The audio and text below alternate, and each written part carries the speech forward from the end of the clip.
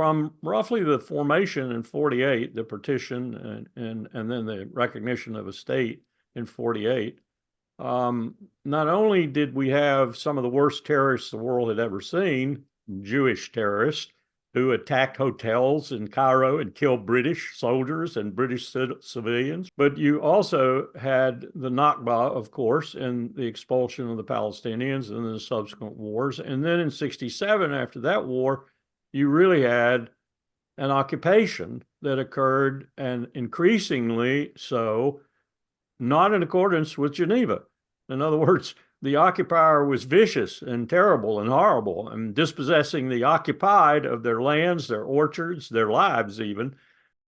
Buckle up, because today we are diving into the whirlwind world of retired US Army Colonel Lawrence Wilkerson, a man who has seen it all, done it all, and isn't afraid to call out the powers to be. Imagine a career spanning over 3 decades in the military, climbing the ranks to become a colonel. Lawrence Wilkerson's journey through the US Army is a story of dedication, leadership, and ultimately disillusionment with the very system he served. His pivotal role, Chief of Staff to none other than Secretary of State Colin Powell during the early 2000s. Now, as you can imagine, this was no ordinary job. Wilkerson was right there in the thick of it, especially during that infamous 2003 UN speech where Powell made the case for the Iraq war based on, you guessed it, those now debunked weapons of mass destruction. Let's pause here for a moment.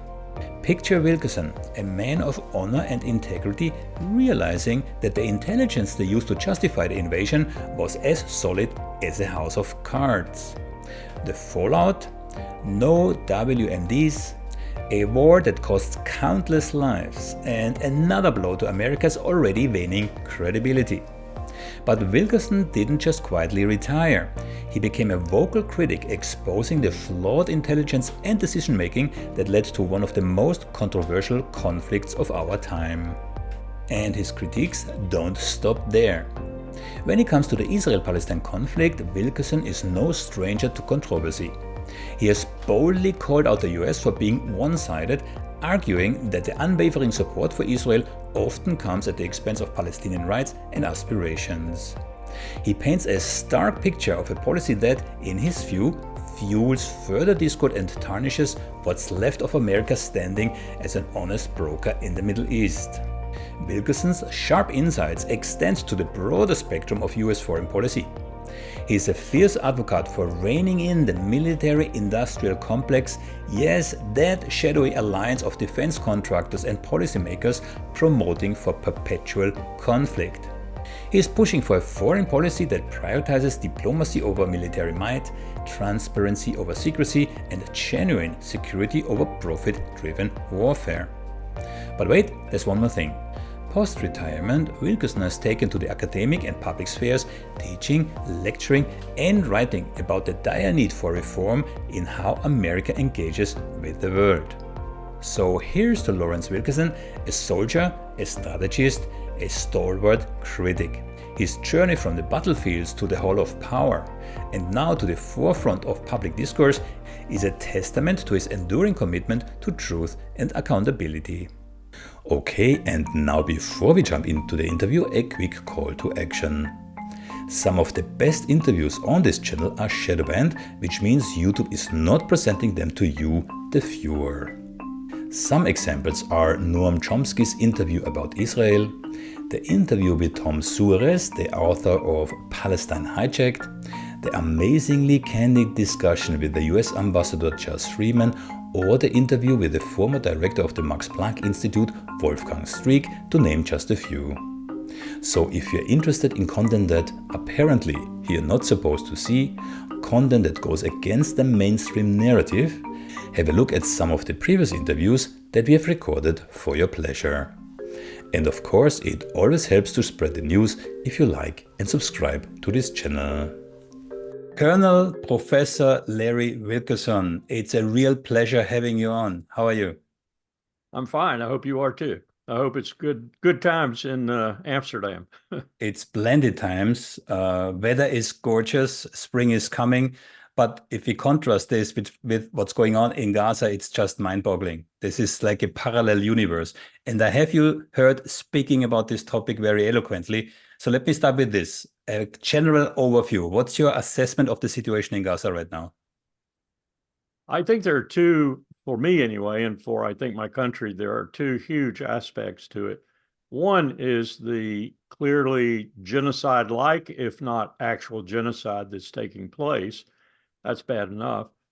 But two is the link up and the absolute necessity for the United States support to make the genocide happen that is occurring. But my country is completely complicit in it. As Gidon Levy of Haaretz has said many times, every bomb that drops is a responsibility of the United States as well as Israel. And that's troublesome. That's really troublesome. No nation in any form of theory of international relations should be so coupled with another nation. I actually interviewed Gideon Levy a while ago. Yeah, also a very lucid view, right? Yes. So what's, because you said this coupling, this conjoinment on the hip. Yeah, what's your view on? I mean, I know there are a number of reasons, but let's say the key 2 or 3 reasons why America is so aligned with Israel. There's a visceral reason that there's a lot of hangover, although 90% of Americans couldn't explain why the hangover is there from the Holocaust. And our responsibility for what happened and not doing anything about it until the last moment, as it were. But the second reason and most powerful reason is the one John Mearsheimer from the University of Chicago keeps talking about, along with Steve Walt. They sent me a copy of their paper before they published their book, The Israel Lobby. And I actually had a chance to bring it up with my students at the George Washington University, 50% of whom are Jewish. I got a call within 8 hours to show you how powerful the lobby is. I got a call within 8 hours from Dershowitz from Harvard telling me I should shut my mouth. Here I am on a campus in the United States identifying a paper that's just been done by 2 distinguished scholars and just exposing my students to it, and I get this call. Well, George Washington University has one of the most powerful Hillel chapters in the United States on its campus. And you can't say a word about Israel on that campus without it getting around very, very rapidly. Fortunately, Steve Trachtenberg, himself a Jewish American, president of the university who had hired me, said, "Don't worry, Larry, tell him to go to hell."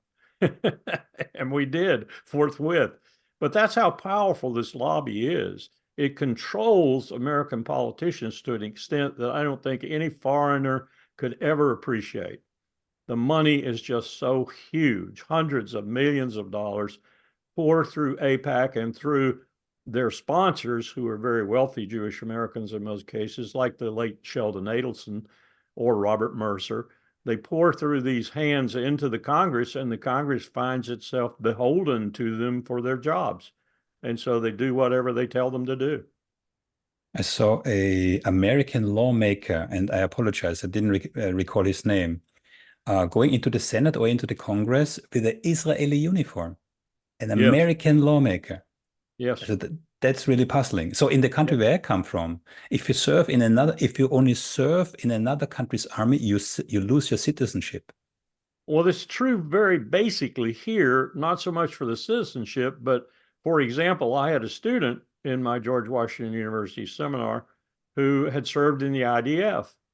And he came to me one day and he said, "Can you help me?" He knew I'd come from the State Department and from the Pentagon before that. "Can you help me get a security clearance? I can't get a security clearance." I said, "David, what did you do?" He said, "I didn't do anything." He said, "They're telling me I served in a foreign military." "What military did you serve in?" "The IDF." "Oh, you're right. You can't get a security clearance." So that's about all we do here in this country. Okay. I interviewed US Ambassador Just Friedman. I have a little quote from this interview in front of me. Yeah? He said, "What is being done in Gaza is exactly what the Nazis did to the Jews in Europe. These are actions by self-proclaimed master race using science and technology to exterminate another people." What do you say to that? I think that's a fairly accurate statement. I would not have said that earlier And by earlier, I'll rehearse a little history here for you. I'm sure you probably know it as well as I. From roughly the formation in 48, the partition, and then the recognition of a state in 48, not only did we have some of the worst terrorists the world had ever seen, Jewish terrorists, who attacked hotels in Cairo and killed British soldiers and British civilians, for example. USS Liberty. Yes, but you also had the Nakba, of course, and the expulsion of the Palestinians and the subsequent wars. And then in 67, after that war, you really had an occupation that occurred, and increasingly so, not in accordance with Geneva. In other words, the occupier was vicious and terrible and horrible and dispossessing the occupied of their lands, their orchards, their lives even. And so it began to morph. It began to change from a kibbutz-based, for example. Most of the people coming out of Europe post-World War II who were Jewish were communists or communist sympathizers. Very different kind of clientele, if you will. Then all of a sudden, we got massive immigration, not massive, but certainly pronounced immigration into Israel. And then the latest tranche of that was Russians. In fact, they are the backbone of Likud now in terms of voter public. And we got a wholly different state. We have a predatory capitalist state of which 51% of the territory is owned by the security complex. They are more predatory capitalists than the United States is, and that is really saying something. It's a totally different state, and it's led by a Hitlerite, Nazi-like Likud right wing that is clearly identifiable. Why I identify with that statement that you just made. That's what these people are. Ben Gvir, Smotrich, others, people who are right now salivating over the prospect of doing the same thing in Gaza once the debris is settled, the smoke is settled, that they've done in the West Bank and in East Jerusalem, and now they're going to do in Gaza, which is to force the Palestinians off any land that remains, dispossess them of everything they have, force them out, or kill them and take over the property. Yeah. Noam Chomsky told me when I interviewed him at the end, he said, this messianic government that you're just referring to, yeah, they will blow up the whole world, but who cares? God is on their side. I found this almost prophetic.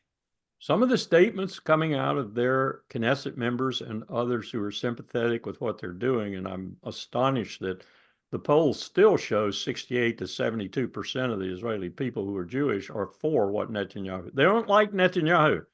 They'd like to see him gone. They'd like to see him in jail. That's other reasons. But they agree with what he's doing. And Benny Gantz, of course, were he to take over, would continue to do exactly the same thing. So it's reprehensible. It's unconscionable that this is happening. And it is a repetition. One person said to me, you know, what happened in the Warsaw ghettos is happening now in Gaza. It's just the other people are the oppressors. And they're right. This is a historical tendency, I think, if you go back through the 5,000 years that we know the most about of recorded human history, that the oppressed sometimes becomes the very worst oppressor once power is gained to do that. That's what's happening here. And you just mentioned the Geneva Convention. I have a couple of articles in front of me. Yeah? Article 3, violence to life and person, in particular murder of all kinds. Article 33, collective punishment. Article 17, forced movement of civilians. And last one, Article 53, obliterating civilian infrastructure. And I have one more thing, actually, I have it here to show the complete hypocrisy, a statement from Ursula von der Leyen. She said, in regards to Russia, note, yeah, Russia's attacks against civilian infrastructure, especially electricity, are war crimes. Cutting off men, women, and children of water, electricity, these are facts of pure terror. So if the Russians do it, it's facts of pure terror. Yeah. But this live streamed genocide that we all can see, there's no excuse. We can all see it, not a single word, right? Right. And I'd be the first one to admit that the United States was guilty, especially in the last 20 years in Iraq, Afghanistan, and elsewhere, Syria, Libya, of doing these sorts of things. And in some cases, NATO was right there with them, Afghanistan, Libya. I understand that Norwegian F-16 pilots actually led the bombing raids on Libya, which were unconscionable in my view too. One of the most impolitic set of remarks a U.S. Secretary of State has ever made was when Hillary Clinton said, "We came, we saw, and he died." What I a mean, stupid okay, statement. Hillary, Yeah. bloodthirsty woman. Yeah. A lot of blame accrues for this sort of performance on the part of the United States too, but that doesn't mean it's right or that I accept that we're doing this in such a hugely visible, large-scale way in enabling Israel.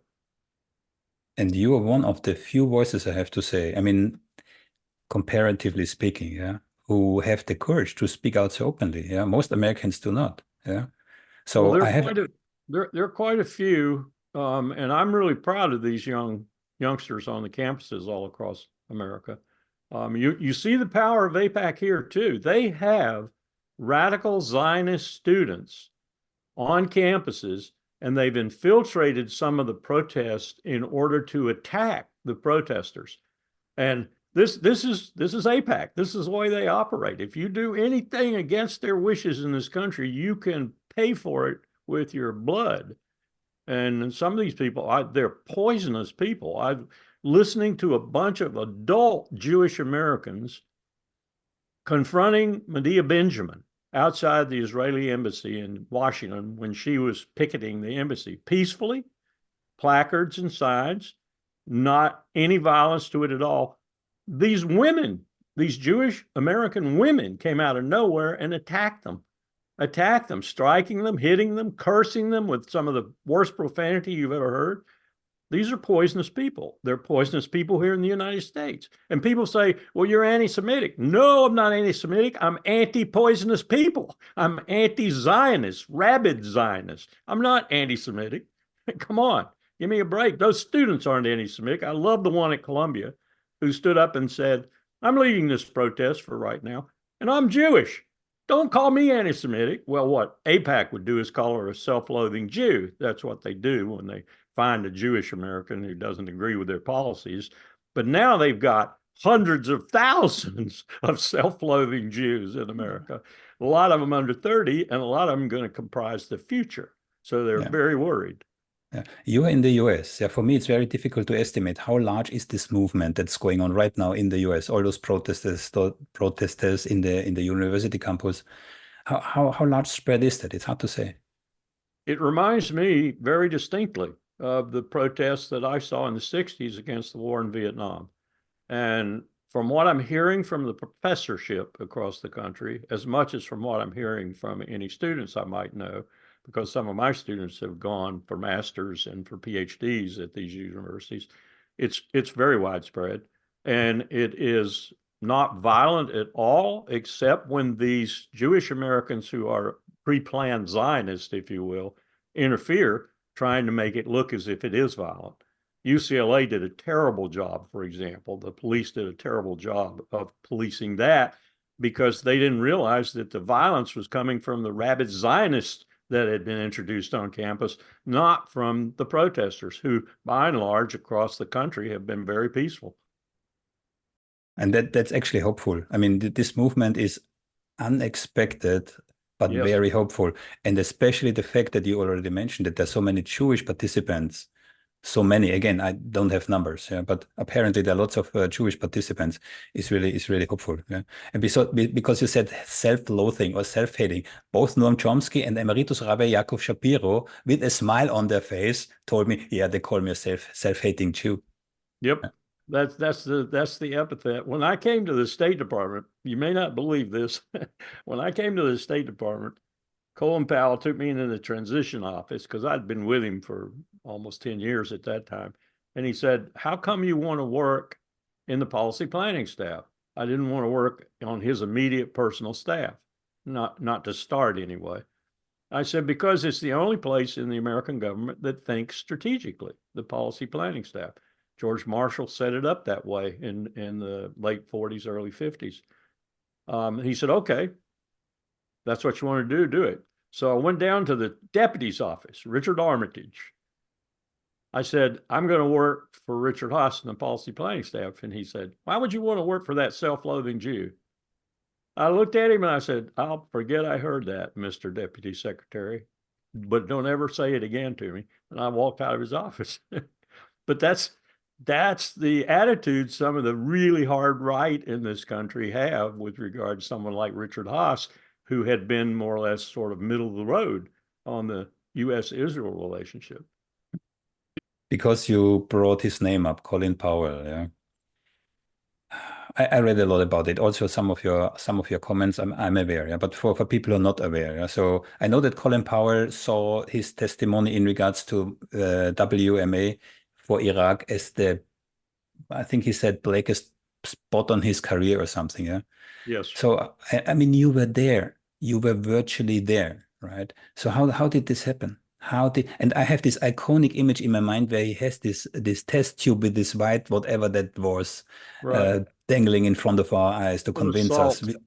It was Salt, salt. amazing, amazing. So tell us, how can something like on that scale, on the highest levels of government, how on earth is that possible? That's a long story. I have an entire chapter in my manuscript. If I ever publish it, it's probably about 35 pages long, and it doesn't even cover it. But to sum it up, it was a set of lies from the highest intelligence authorities, not just in the United States, but across the planet. The French agreed, the Germans agreed, the Israelis agreed, the Japanese agreed, other countries agreed. But I subsequently found out that one of the reasons, for example, the WMD in Germany gave its okay for the intelligence that Powell presented was because they were afraid that if they didn't, we would turn off the intelligence relationship we had where we shared our national technical means, satellite data, NSA intercepts, things like that, that they don't have the most sophisticated technology to do. So they were very scared, frightened that we would punish them if they didn't agree. Subsequent to the presentation, I learned from the WMD, for example, that their principal contribution, Curveball, on the mobile biological labs, they had pronounced as a fabricator, but they never let anybody know. Now, when I talked to the CIA man, Tyler Drumheller, who was responsible for Europe after the presentation because I was so angry about what I was finding out, Tyler told me, he's dead now and can't verify this, but I do have some emails from him. Tyler essentially told me, hey, we knew, and the BND knew that he was a fabricator, and we told Mr. Tennant and John McLaughlin, his deputy, that he was a fabricator. Or I think he said that he was not reliable at all, and therefore he shouldn't be in the testimony Powell is going to give. Supposedly, back to him came a remark from either George Tenet or John McLaughlin. I'm not sure which. The train's too far down the road now. We can't pull it now. So this was a combination of, as the British put it, intelligence that was wrapped around the policy to support the policy and just outright lying. For example, I was lied to on several key occasions. Once, when Powell was really unsettled and unhappy with the connections of Saddam and Al-Qaeda in his presentation, he actually physically grabbed me by the lapels and pushed me in a separate room, and he said, sit down. We're alone here, right? And I said, well, boss, it is the CIA. He didn't laugh. So I shut up. And he said, I'm sick and tired of this crap connecting Saddam Hussein with Al-Qaeda. It just doesn't hold water. It's not any good. And I think he thought I was going to object. I looked at him and I said, boss, I'm with you. Let's take it all out. So he looked surprised, pretty happy that I wasn't angry. And he said, do it. So I went in and told the speechwriter, Lynn Davidson, who was at the computer actually putting the presentation together. I said, Lynn, I hate to do this to you because she'd been working 15 hours a day for 4 straight days and nights.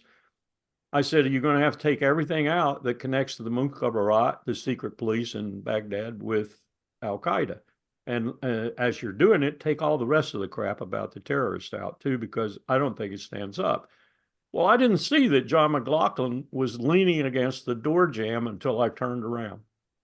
He disappeared then. Now, stupid me, I should have realized that John heard everything I said. So we go back into the DCI, the Director of Central Intelligence's conference room where we were rehearsing Secretary Powell. Fairly rudimentary rehearsal at that time, but nonetheless serious and trying to get our act together. And we're going through a part of the briefing, and all of a sudden George Tenet gets up and leaves.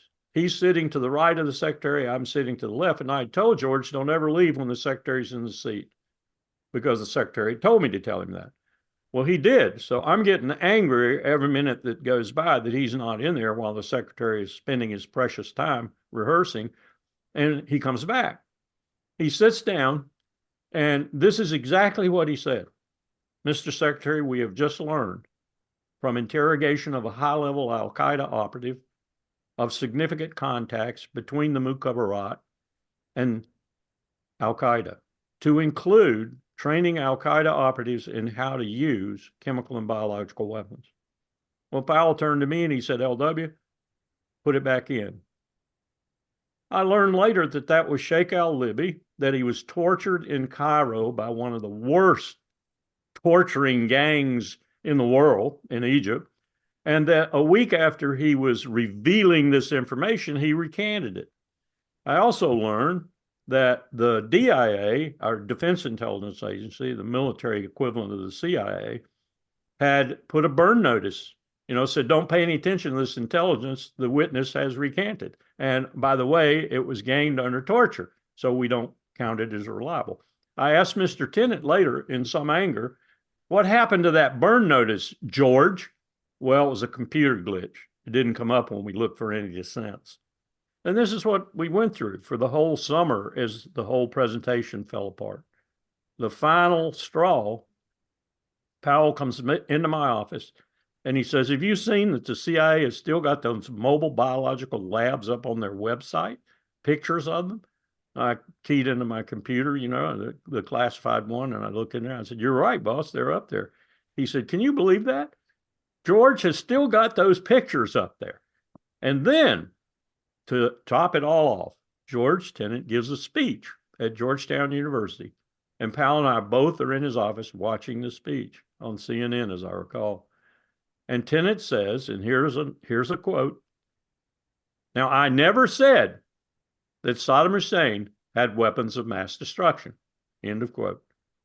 We almost fell off our chairs. So it was a combination of a president who wanted the intelligence to match his policy and a vice president who made sure it did. 11 trips to the CIA, Dick Cheney made. 11 trips, unprecedented, and lying and other things too. But those were the two major things. I think Powell felt greatly chagrined by the fact that he'd been a part of that. I know I did. The second thing, and I don't want to go too deep into Iraq, but the second thing that stuck forever with me is Madeleine Albright, where was it CNN or CNBC? I don't know anymore, where she said she found it justified that 500,000 Iraqi children were starved to death. I mean, I couldn't believe that either. I made my decision after Hillary made her remark about Gaddafi that women in the Secretary of State's position were worse than men. They have to outdo men to succeed. I know. Yep.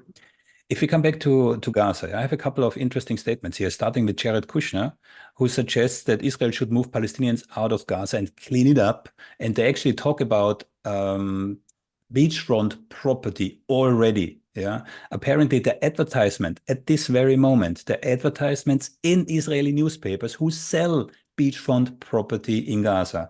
And this is actually where I want to go to.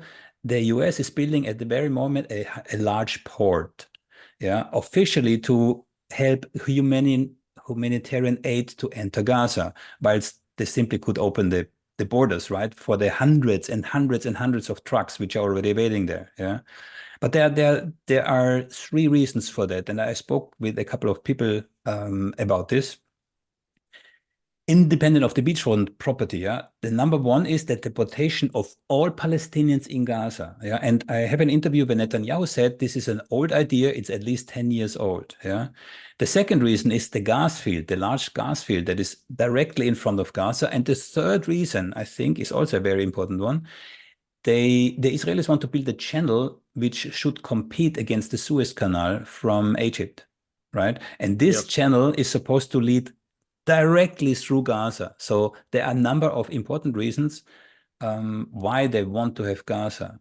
Is that something Absolutely. And not the least of the reasons is the Gazans had really complete ownership, or at least 50-50 ownership, over some of the richest oil and gas fields in the Mediterranean. And the Israelis want it all. They want it all. They were very, very clever the way they went in and signed certain agreements that it would be shared. But then comes October the 7th, and all of a sudden it's all Israeli now. So I take your points. A lot of this is commercial, and there are U.S. individuals who are in the commercial, if you will. And Donald Trump and his gang are probably prominent in that regard, but I don't discount the Democrats participating in it too. Like, for example, Chuck Schumer, the current leader of the Senate. Schumer is buried in AIPAC's rear end, if you like.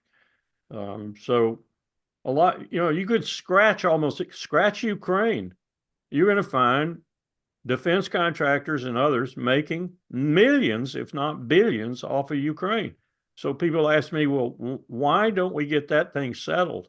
Even if they're for Ukraine, why don't we get that thing settled? Because if we're not careful, Russia's going to own the whole place before they're finished. And then that might change appetites somewhat. You're right. But we don't, because it's so lucrative. We're not losing any soldiers, sailors, airmen, Marines. It's so lucrative. We're making billions.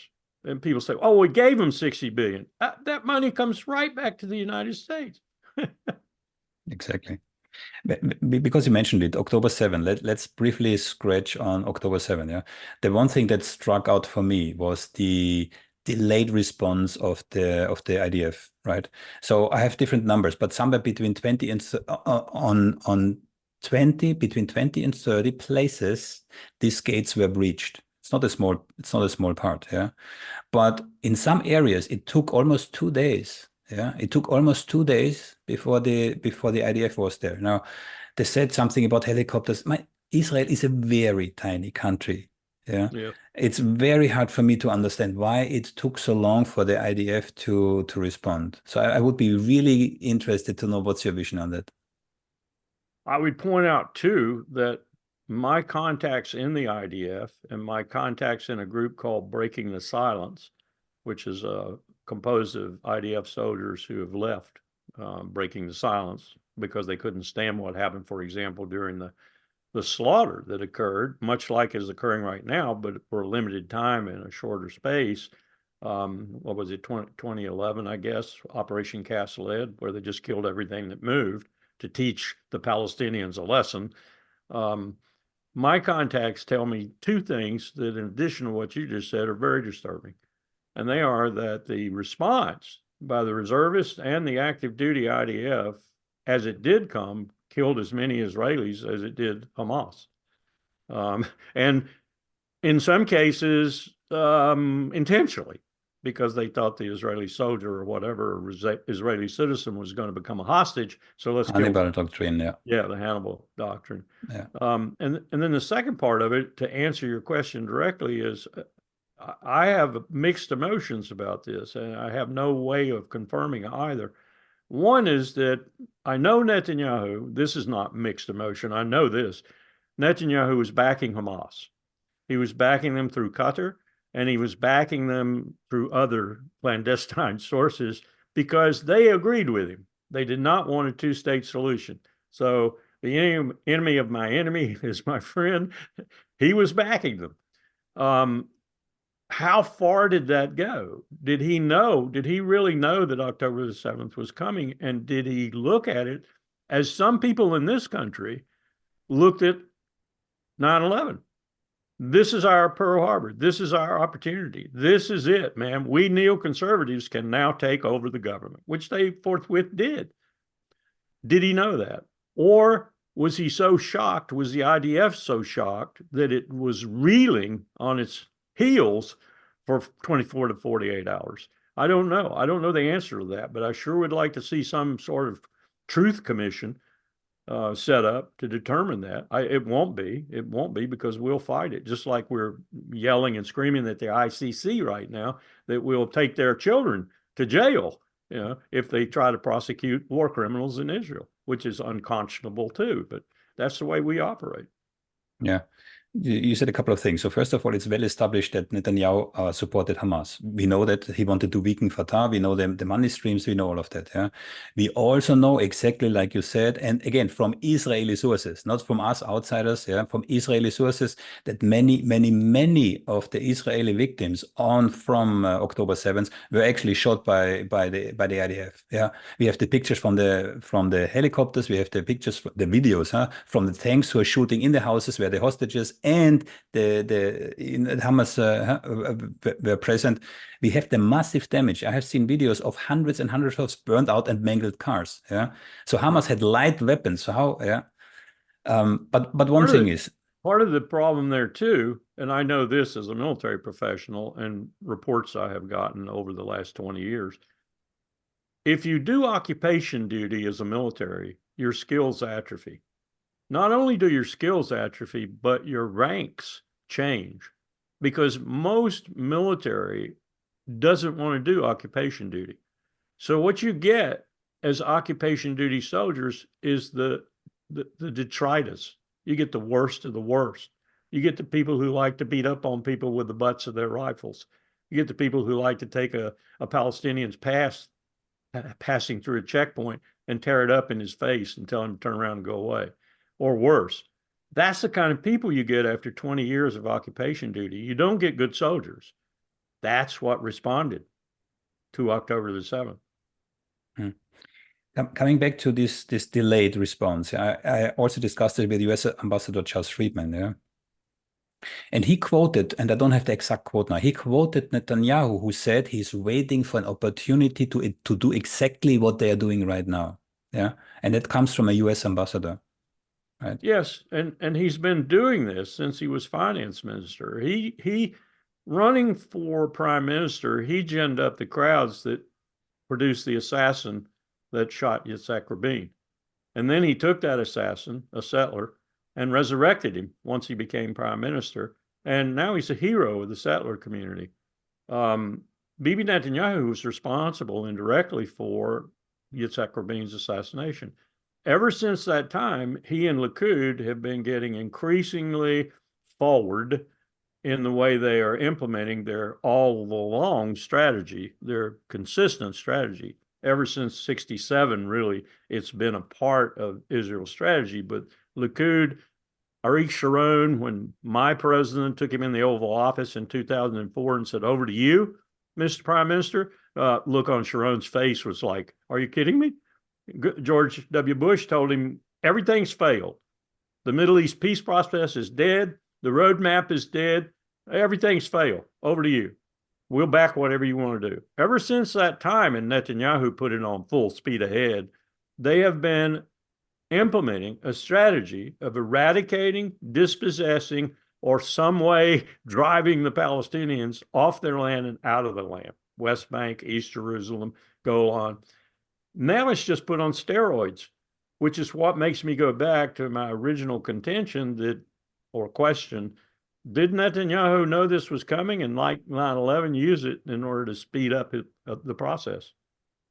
It was known. I mean, Israel was warned twice. First of all, their own people reported it, yeah. But Israel was warned twice by Egypt. Once 2 weeks before, and then another time 1 week before. Yeah, if I may, I have something interesting in front of me. I have a couple of notes. Yeah. So on the 13th of October, this is only 6 or 7 days after October 7th, also just days after the beginning of the war in Gaza, the Israeli Ministry of Intelligence issued a document calling for the forcible expulsion of the Gaza Strip from 2.3 million people under humanitarian guise. The Israeli Culture Ministry magazine, Mekomit, I hope I pronounce it correctly, published on the 28th of October a leaked document issued by Israel's Ministry of Intelligence recommending the occupation of Gaza and the total transfer of its 2.3 million inhabitants into Egypt. The leaked document recommends making conditions in Gaza so uninhabitable, that's exactly what we're seeing right now, that its population would be forced to flee to other countries, including Egypt, Greece, Spain, and Canada. The document also states that the US should be leveraged to pressure other European countries, and particularly Greece, Spain, and Canada, to help and settle the refugees who will be evacuated from Gaza. I'm almost finished. Israel could justify, and that's interesting, Israel could justify the deportation to the international community, the plan stated, if it appears to lead to fewer casualties among the civilian population compared to the expected number of casualties if they remain, right? And finally, the document claims that if the population in Gaza remains, there will be many Arab deaths during the expected occupation of Gaza by the Israeli army, and this will damage Israel's international image even more than the deportation of the population. So they're weighing up the costs and benefits, and they say that the total depopulation of Gaza is actually a better solution than what they're doing right now. I don't doubt that a bit. It sounds like, I hate to say this, but it sounds like the sort of professional military reasoning that we would hear in this country, where we presented with a similar situation. What keeps that from happening, of course, in a democracy, is the civilian leadership says, are you kidding me? Let's think of something better than that.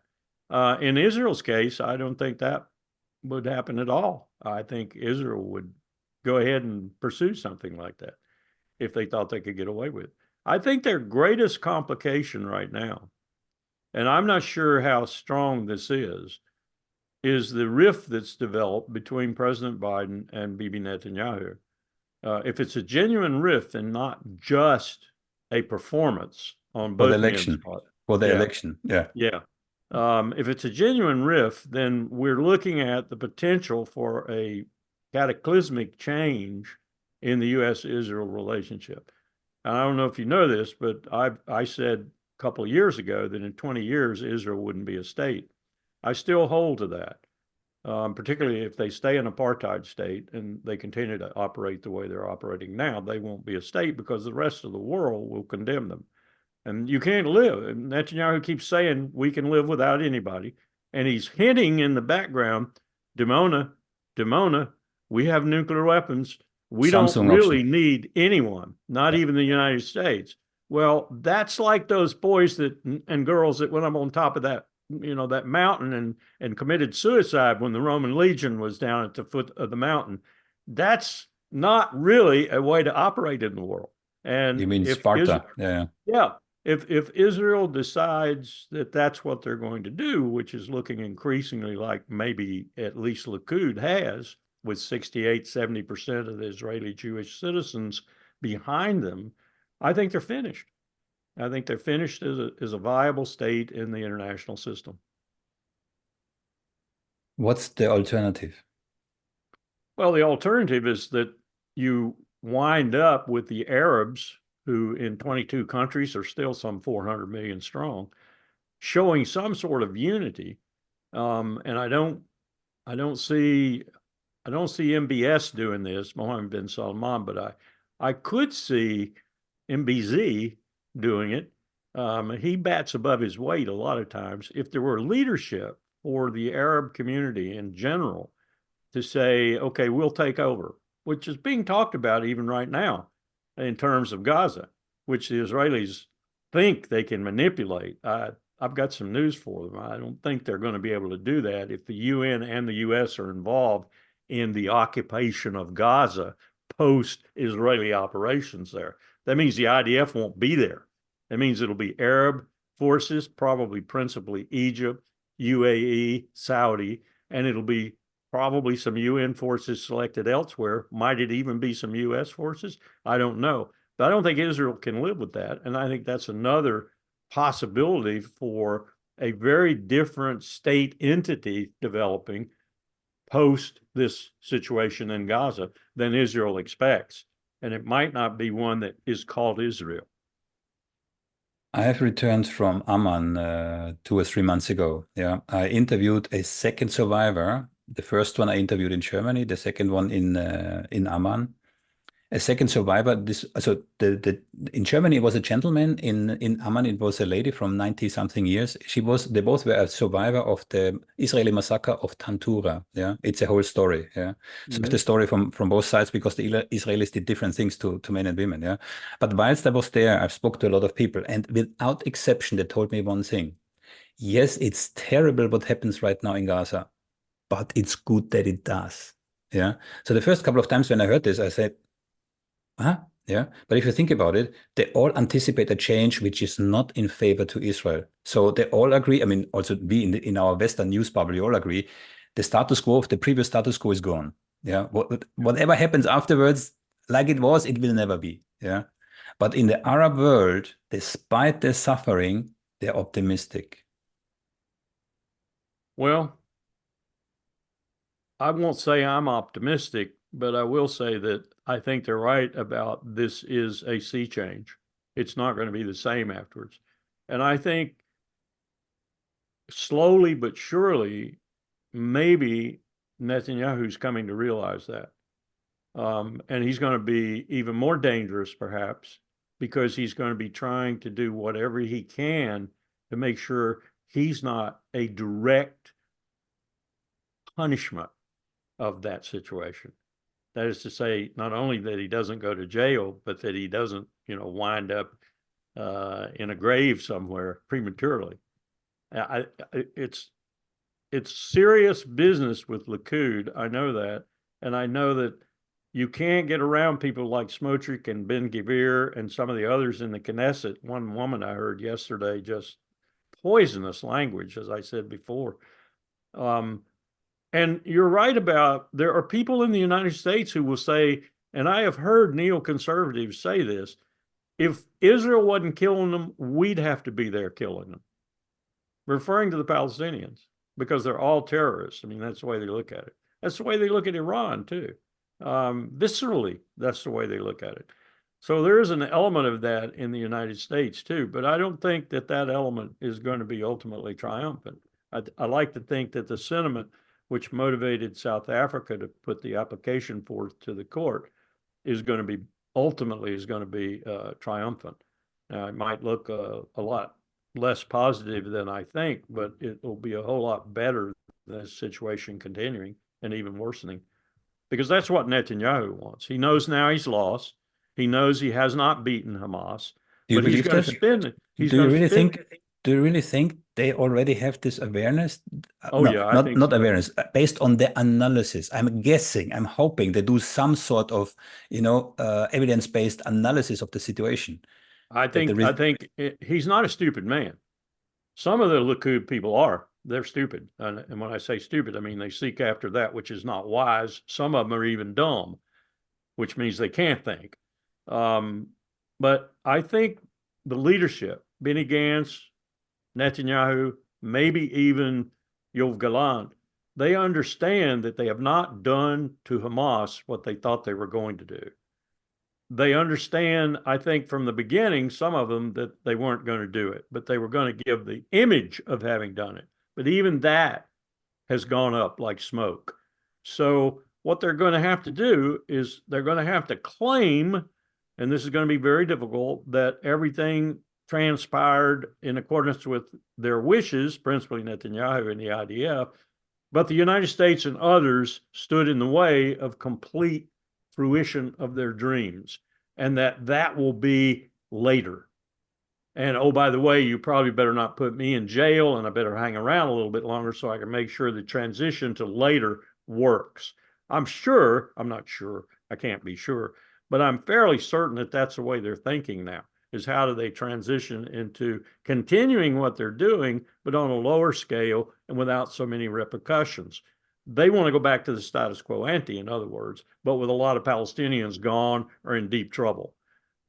That's one reason I think they are not going to like at all this business of even Arab armies coming in and peacekeeping, or, controlling Gaza, and they're having nothing to do with it. They're not going to like that at all. So I'm anxious to see how the U.S. finesses this, especially Blinken. I'm not impressed with Blinken at all.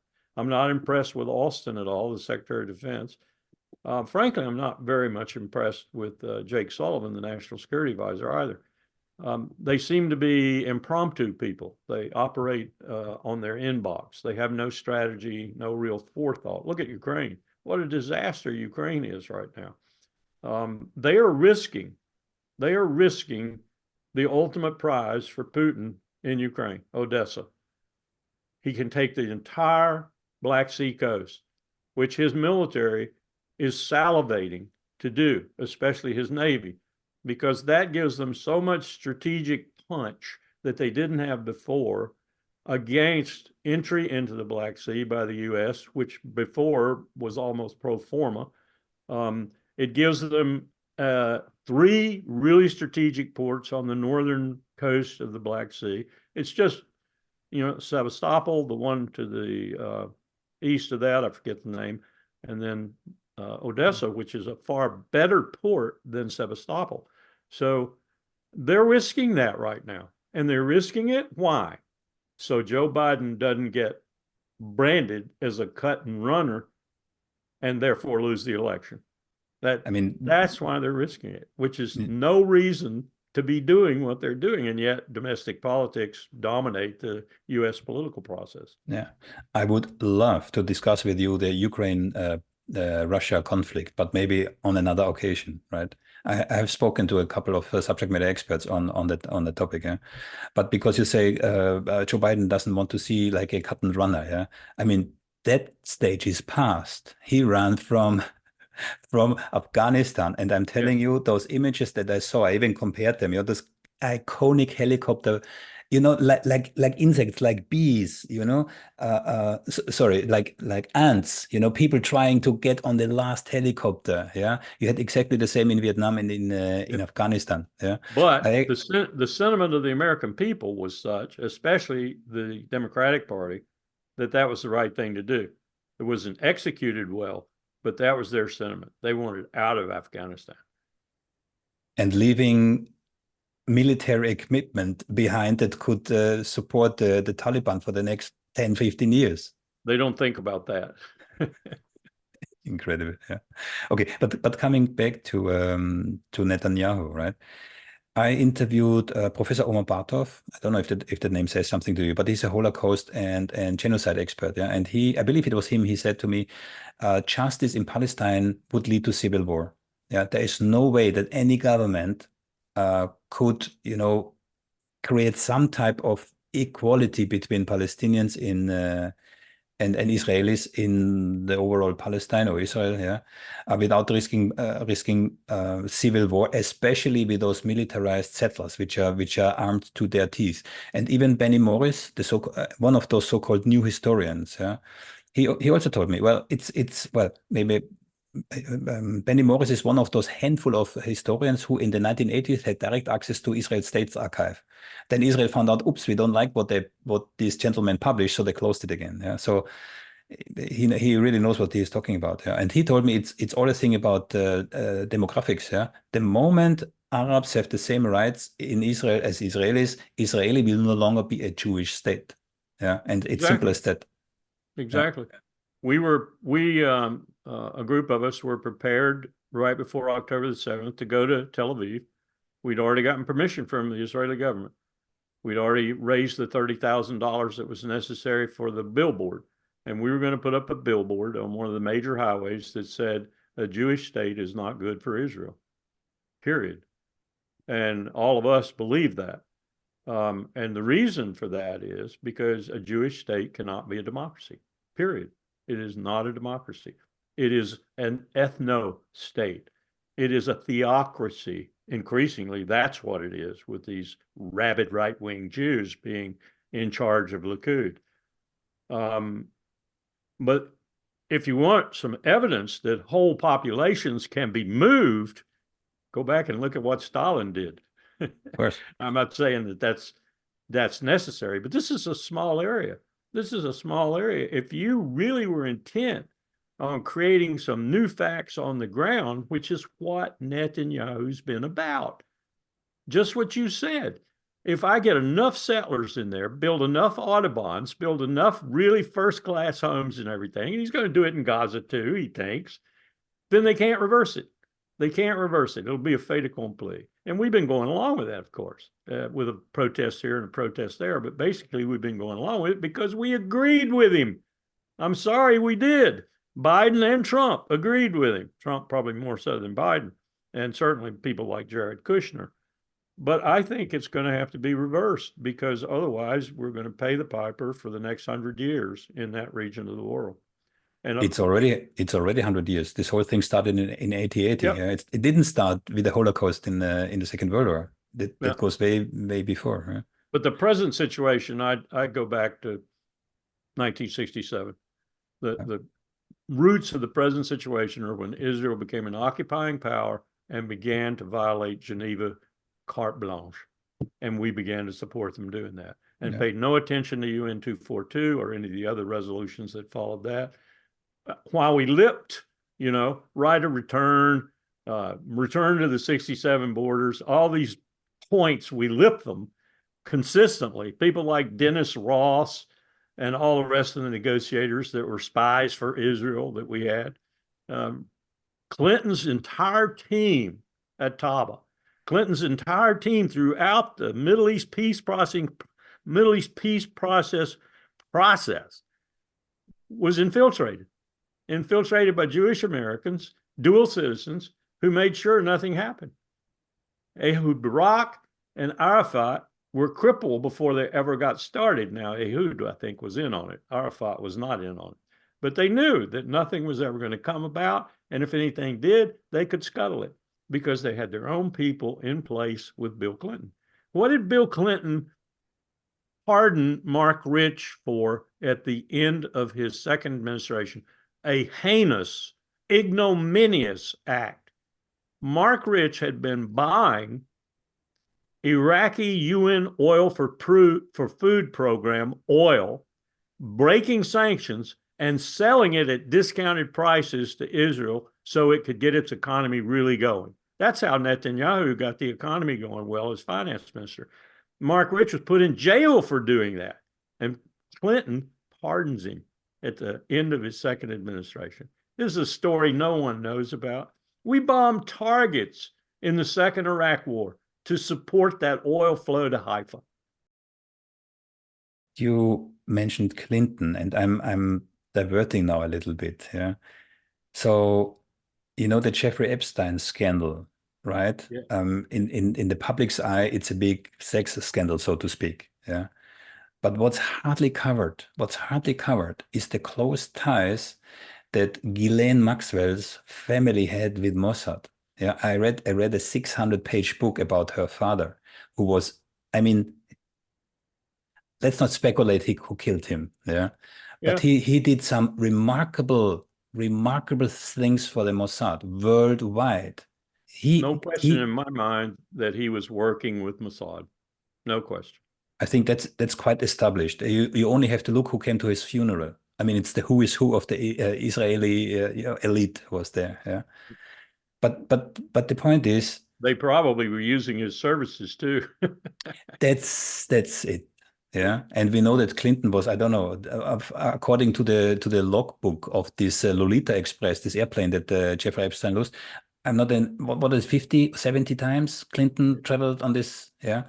So you don't have to ever convince me about William Jefferson Clinton's proclivity and lust for women. But he's not the only one. Yeah, there is a huge rank of American elite from other countries too. Yeah, but American elites, and we know that Jeffrey Epstein basically taped everything. Yeah, and now these tapes are mysteriously disappeared. Right. Of course. So just like the tapes disappeared of the secret prison in Thailand. Yeah. So someone has a lot of leverage. Yeah, whoever has those tapes has a lot of leverage over a lot of people to influence whatever. Yeah. Okay. Good. But coming back to Israel. Yeah, I've got another appointment in about 5 minutes. Okay. Then I give you the last 5 minutes. What's your assessment in terms of where the situation might go? And I know we don't have a crystal ball. I'm completely aware of that. Yeah.